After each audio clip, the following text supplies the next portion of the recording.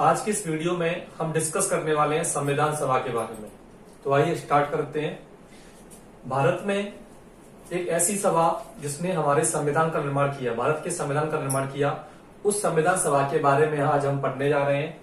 तो सबसे पहले देखेंगे कि संविधान सभा जो थी इसको बनाने का आधार क्या था। तो संविधान सभा को बनाने का आधार क्या था? Cabinet mission. और ये कैबिनेट मिशन कब भारत आया था? तो ये कैबिनेट मिशन वर्ष 1946 में भारत आया।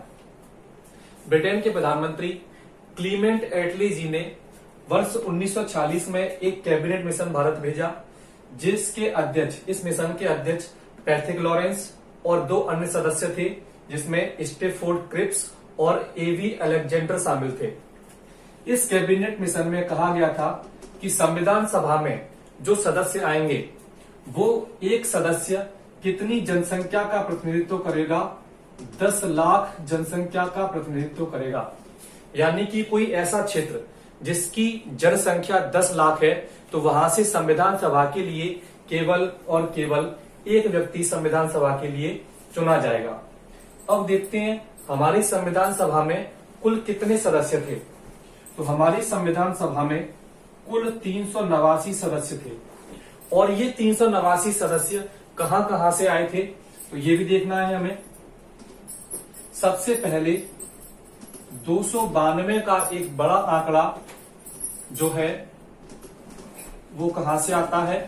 प्रांतों की विधानसभा से। प्रांतों की विधानसभाओं से कितने सदस्य आए? 292। इसके बाद 4 सदस्य जो थे, ये 4 सदस्य कहां से चुने गए? कमिश्नरी क्षेत्रों से। कहां से आए हैं मित्रों? कमिश्नरी क्षेत्रों से। अगर हम बात करें इन दोनों की, 292 प्लस 4, तो कितने सदस्य हो गए? 296। ये 296 सदस्य जो थे तत्कालीन भारत के अंग्रेजी भारत से आए थे। और जो देसी भारत था वहां से कितने सदस्य आए? वहां से 93 सदस्य आए। कहां से? देसी भारत यानी कि देसी रियासतों से 93 सदस्य आए। देसी रियासतों से यहाँ पे मतलब है कि इन क्षेत्रों में अभी भी राजा महाराजाओं का शासन था, और इन दोनों क्षेत्रों में किसका शासन था? अंग्रेजों का शासन था। इसलिए हमने इसे अंग्रेज भारत कहा और इसे हमने देसी भारत कहा। तो अंग्रेज भारत से कुल कितने सदस्य चुनकर आते हैं? 296। और देसी भारत से यानी कि देसी रियासतों से कुल कितने सदस्य आते हैं? 93 सदस्य। इस प्रकार से हमारी संविधान सभा में सदस्यों की संख्या कितनी हुई? 389 हुई। ठीक है, इसके बाद हम आगे चलते हैं।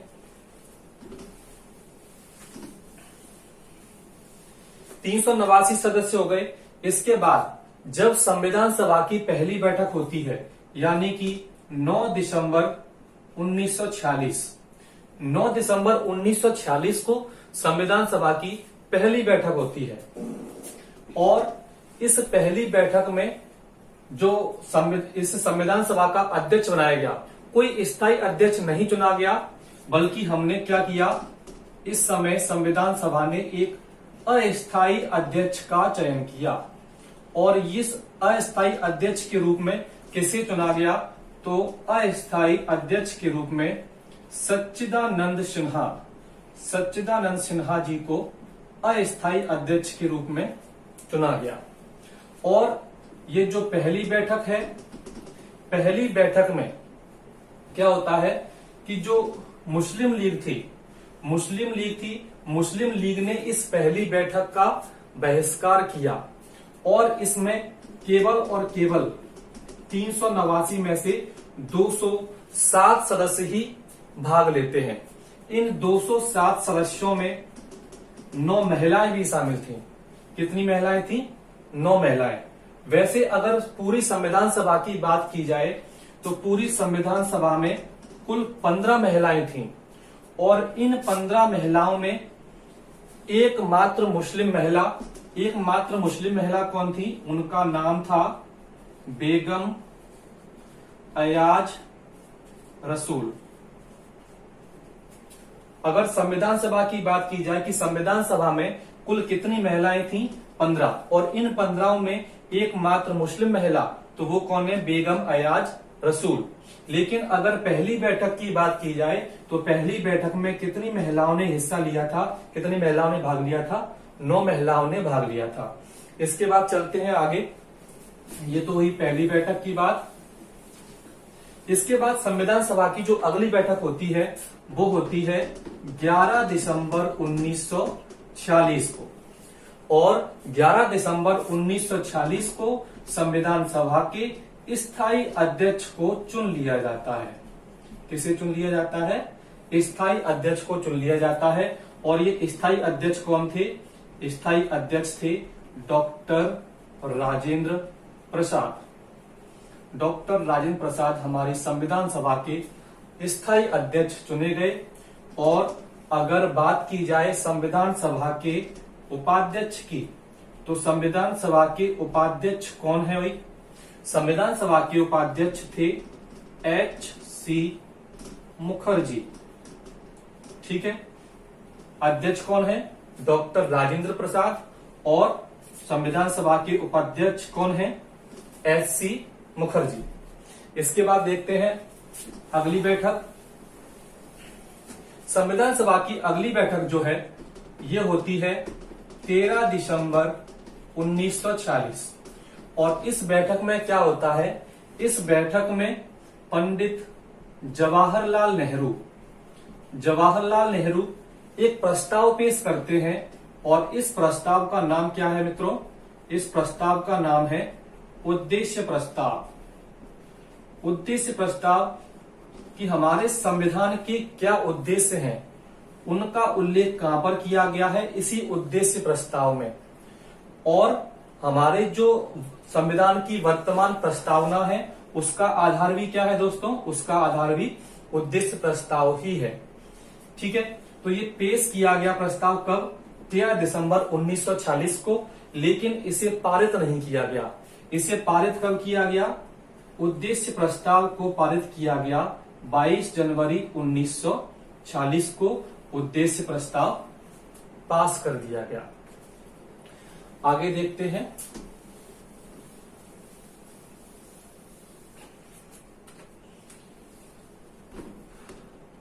संविधान को बनाने के लिए संविधान सभा में कई महत्वपूर्ण समितियां थीं। इन समितियों में प्रमुख नाम आता है किसका?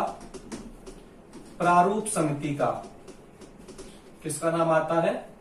प्रारूप समिति का। तो ये प्रारूप समिति जो है, इस प्रारूप समिति का गठन होता है कब? 29 अगस्त 1949 को। 29 अगस्त 1949 को प्रारूप समिति का गठन होता है। और इस प्रारूप समिति का जो अध्यक्ष है वो किसे चुना जाता है? इस प्रारूप समिति का अध्यक्ष चुना जाता है किसे? डॉक्टर भीमराव अंबेडकर को प्रारूप समिति का अध्यक्ष बनाया जाता है। इस प्रारूप समिति में अध्यक्ष सहित यानी कि डॉक्टर भीमराव अंबेडकर सहित कुल कितने सदस्य होते हैं? कुल 7 सदस्य होते हैं। यहां पर एक महत्वपूर्ण बात है कि समिति का नाम क्या है? प्रारूप समिति। लेकिन अगर बात प्रारूप की जाए कि संविधान का जो प्रारूप था, संविधान का प्रारूप किसने पेश किया, तो यहां पर एक अलग ही तस्वीर ही सामने आती है कि संविधान का जो प्रारूप है, संविधान सभा के एक सलाहकार थे B.N.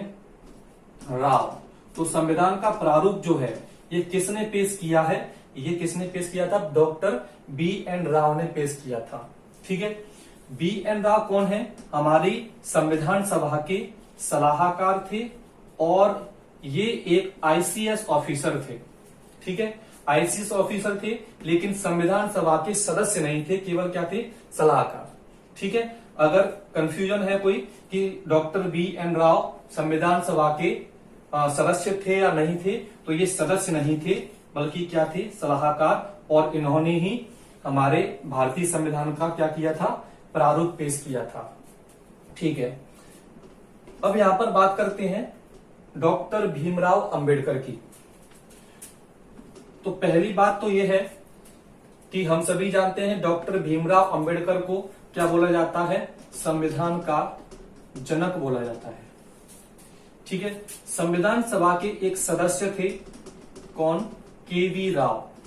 केवी राव ने यहां तक बोला है कि डॉक्टर भीमराव अंबेडकर संविधान के जनक भी हैं और संविधान की जननी भी हैं। जनक और जननी दोनों किसने बोला है, केवी राव ने बोला है। ठीक है, संविधान सभा में डॉक्टर भीमराव अंबेडकर का निर्वाचन किस क्षेत्र से हुआ था, कहां से हुआ था निर्वाचन? तो पहले डॉक्टर भीमराव अंबेडकर संविधान सभा के लिए चुनाव लड़ते हैं मुंबई से। मुंबई से चुनाव लड़ते हैं लेकिन हार जाते हैं। उसके बाद में जो वर्तमान बांग्लादेश है वो पहले क्या था, पूर्वी बंगाल था।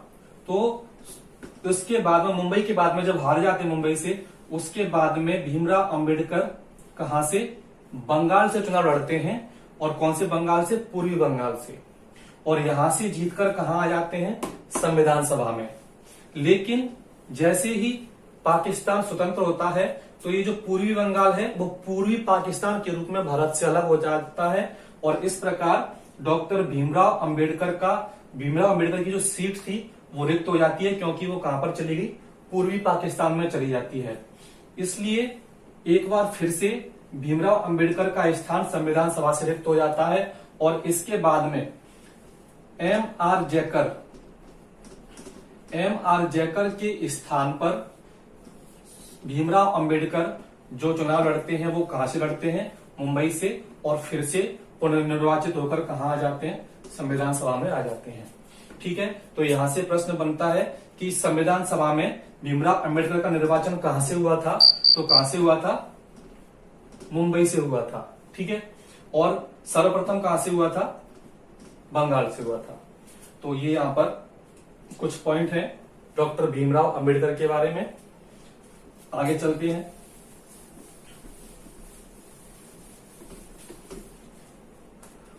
इसके बाद अगस्त 1947 में पाकिस्तान भारत से अलग हो जाता है। संविधान सभा में सदस्यों की संख्या कितनी थी, 389। और जब पाकिस्तान अलग होता है तो संविधान सभा के कितने, 90 सदस्य जो हैं वो कहां चले जाते हैं, वो पाकिस्तान में चले जाते हैं। और पहले से कितने थे, 389 में से 90 कहां चले गए, पाकिस्तान में। तो फिर भारत में संविधान सभा के सदस्यों की संख्या कितनी बचती है, 299 बचती है। ठीक है, इसके बाद 26 नवंबर 1949 को संविधान सभा के सदस्यों के द्वारा हमारे संविधान को स्वीकार किया गया। और यही वो दिन था जब हमारे भारतीय संविधान को आंशिक रूप से लागू किया गया। कैसे लागू किया गया, आंशिक रूप से। यहां पर पूरा का पूरा संविधान लागू नहीं किया गया, बल्कि संविधान को आंशिक रूप से लागू किया गया। आंशिक रूप से मतलब है कि इस दिन संविधान के मात्र कितने, 16 अनुच्छेद लागू किए गए थे। कितने अनुच्छेद, 16 अनुच्छेद। दोस्तों कहीं कहीं पर 15 अनुच्छेदों का भी उल्लेख मिलता है। तो वो कैसे मिलता है, देखना जरा। 26 नवंबर 1949 को 15 अनुच्छेदों को लागू किया गया। और जिन 15 अनुच्छेदों को लागू किया गया वो 15 अनुच्छेदों का उल्लेख है संविधान के अनुच्छेद 394 में। ठीक है, इन 15 अनुच्छेदों का उल्लेख कहां पर है, 394 में। तो जब हम इस अनुच्छेद को भी काउंट कर लेते हैं तो कितने हो जाते हैं, 16 अनुच्छेद। ठीक है, तो ये 15-16 का कंफ्यूजन है कि जो 15 अनुच्छेद जो 26 नवंबर 1949 को लागू हुए उनका उल्लेख संविधान के किस अनुच्छेद में है, अनुच्छेद 394 में है। ठीक है, और हमारा संविधान पूर्ण रूप से लागू कब होता है, हम सभी को पता है 26 जनवरी 1950 को हमारा संविधान लागू हो जाता है। तो बाकी का संविधान जो है वो 26 जनवरी 1950 को लागू होगा, इस बात का उल्लेख जो है वो भी कहां पर किया गया है, अनुच्छेद 394 में किया गया है। ठीक है, इन दोनों बातों का उल्लेख कहां पर किया गया है, अनुच्छेद 394 में। ठीक, अब हमारा संविधान लागू हुआ 26 जनवरी 1950। इसके 2 दिन पहले यानी कि 24 जनवरी 1950 को संविधान सभा के सदस्यों ने अंतिम रूप से संविधान पर हस्ताक्षर किए। कब किए? 24 जनवरी 1950 को। और कितने सदस्यों ने हस्ताक्षर किए? तो 284 सदस्यों ने अंतिम रूप से संविधान पर हस्ताक्षर किए। कितने थे? 299। 299 में से कितने? 284 सदस्यों ने संविधान पर हस्ताक्षर किए। ठीक है। यहां पर अगर और बात करें तो सबसे पहले जो हमारे प्रधानमंत्री थे पहले पंडित जवाहरलाल नेहरू, उन्होंने सबसे पहले संविधान पर हस्ताक्षर किए। और डॉक्टर राजेंद्र प्रसाद जो थे उन्होंने सबसे बाद में संविधान पर हस्ताक्षर किए। 2-3 बातें और देखते हैं संविधान सभा के बारे में।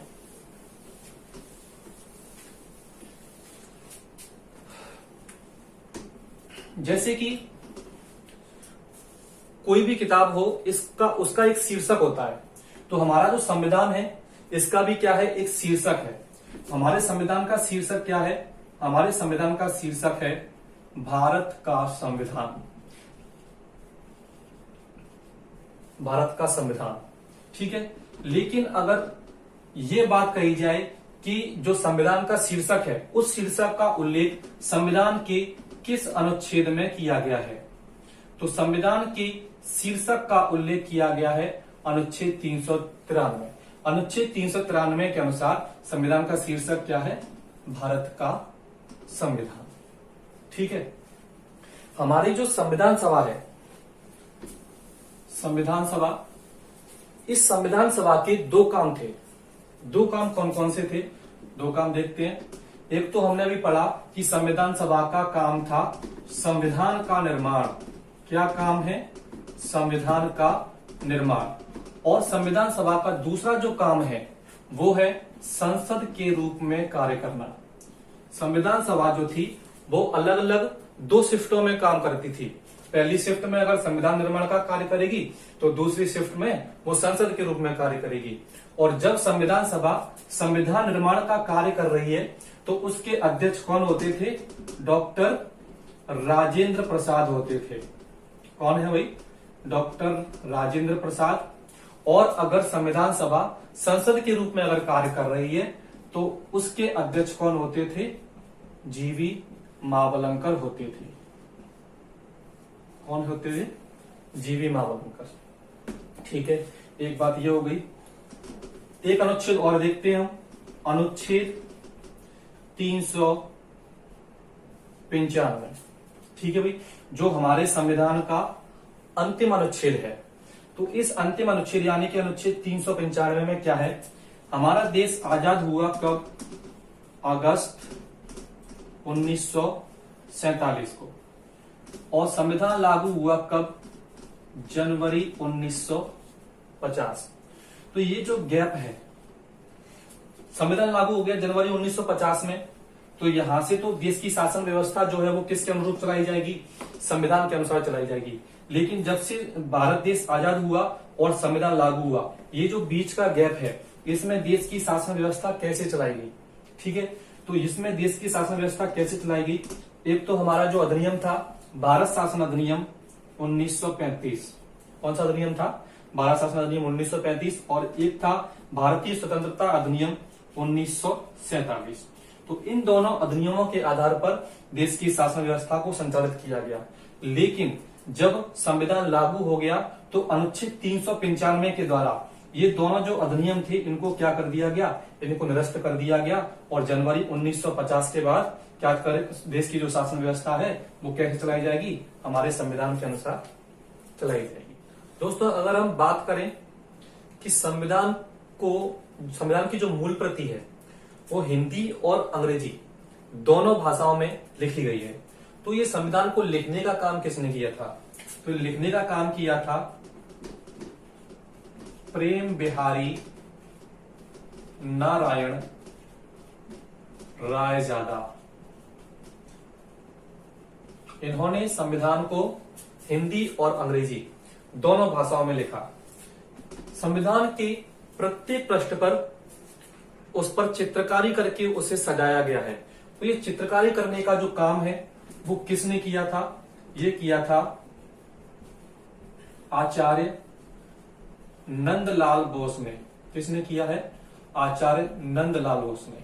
ठीक है, लेकिन जो हमारे संविधान की प्रस्तावना है, इस प्रस्तावना के पेज पर जो चित्रकारी करी है वो किसने करी है? वो की है राम मनोहर सिन्हा ने। राम मनोहर सिन्हा। ठीक है दोस्तों, तो आज के लिए बस इतना। अगर आपको हमारा वीडियो अच्छा लगता है तो कमेंट में बताएं, उसे लाइक करें और चैनल को जरूर सब्सक्राइब करें। धन्यवाद।